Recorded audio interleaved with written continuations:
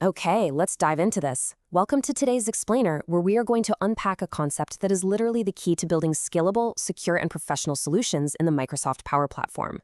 Look, if you've spent any time at all working with business apps, you've definitely heard the word Dataverse. But the real secret sauce? It's understanding how Dataverse is structured, specifically how its developer environments work. That's how you truly empower your teams to build and test safely. We're going to break down exactly what these environments are, the strict rules that govern them, and how to use them strategically to totally streamline your development process.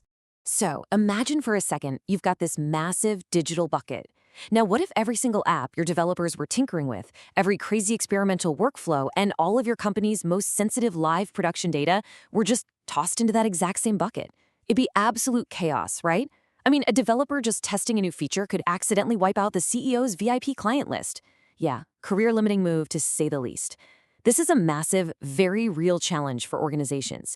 So, how do we securely separate those fragile development apps from your rock-solid production data? How do you let your builders just play and experiment without risking the whole enterprise? Well, that brings us to the core of what we're talking about today, the secure sandbox we call an environment.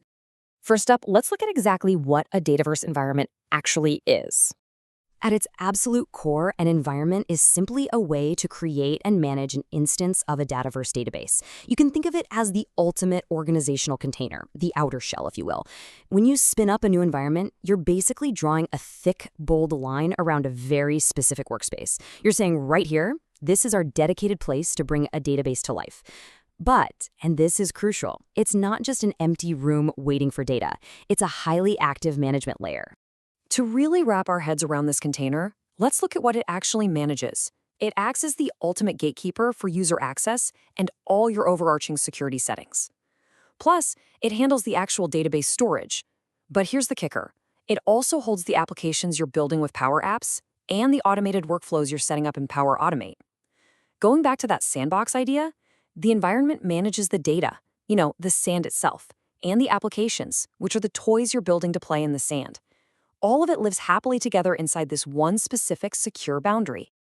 All right, let's shift gears and look at the hard boundaries, specifically the who and the where.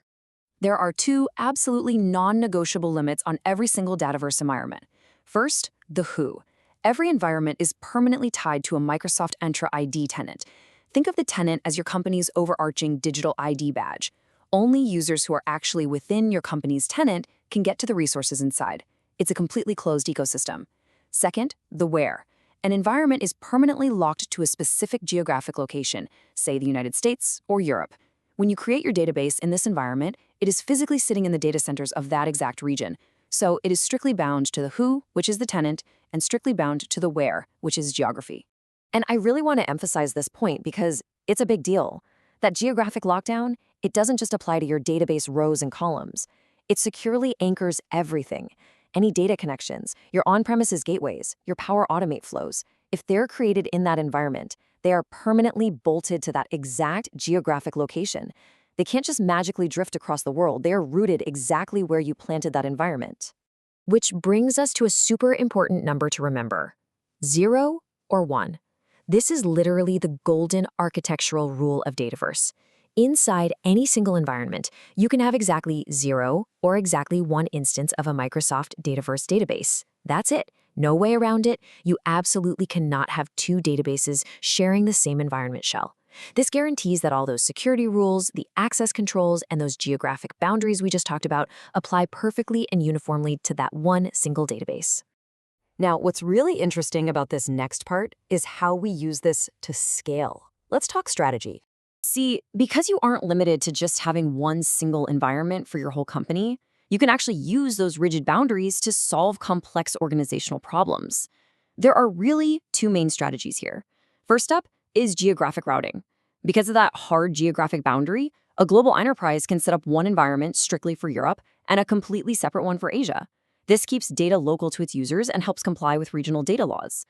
But the second reason, and this is honestly the most common one, is the solution lifecycle. Remember our opening question about keeping builders away from live data? Here is where we finally solve that. Let's move to this workflow and see how it builds out into a professional lifecycle. Instead of that chaotic single bucket nightmare, we create a clear sequence. Step 1 is absolutely crucial for your builders, the developer environment. These are basically personal workspaces. They give your developers a dedicated space where they can safely build and test apps with their own isolated database, completely cut off from production. Total freedom to experiment. And for the IT admins, you still get full visibility to govern these spaces, ensuring innovation happens safely. Then, step 2. Once a solution is proven in that dev space, it gets promoted to a testing environment. It's a clean slate to make sure everything actually works exactly as expected. And finally, step 3. Production. This is the sacred ground. This is where your live business data lives, and it is only ever touched by fully vetted, finished solutions. This multi-environment setup is a total game changer. It perfectly insulates your developers while protecting the enterprise. I love this quote from the documentation because it just hits the nail on the head.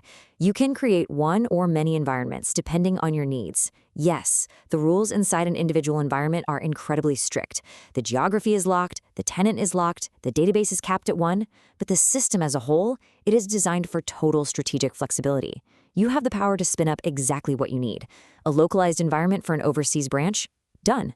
A dedicated, perfectly safe developer space so your newest app team can go wild? You got it. We've covered a lot of ground in this explainer today. We've defined the environment as that ultimate container. We've walked through the hard limits of tenants and geography. And we've seen how rolling out dedicated developer, test, and production environments can literally transform how your organization builds solutions. The whole architecture is there to protect your data while totally empowering your developers. So, knowing all these rules and all these boundaries, I'll leave you with this. How will you map out your next deployment? Will you completely rethink how your developers are working today? Until next time, keep learning, keep building, and thank you so much for joining me.